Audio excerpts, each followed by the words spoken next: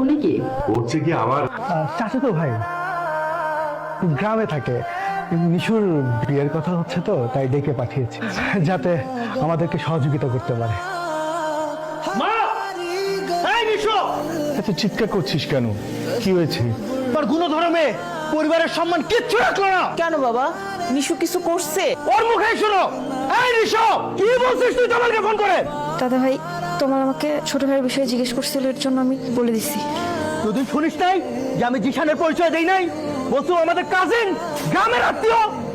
কেন দাদা ভাই, তুই কেন ছোট ভাইকে অপমান করলি? ছোট ভাইকে তুই তোর নিজের পরিচয় দিতে না পারিস, কিন্তু আমি অবশ্যই আমার ভাইয়ের পরিচয় দিব। দাদা ভাই, খবরদার, তুই আমাকে দাদা ভাই বলবি না। তুই আমাদের পরিবারটাকে ধ্বংস করে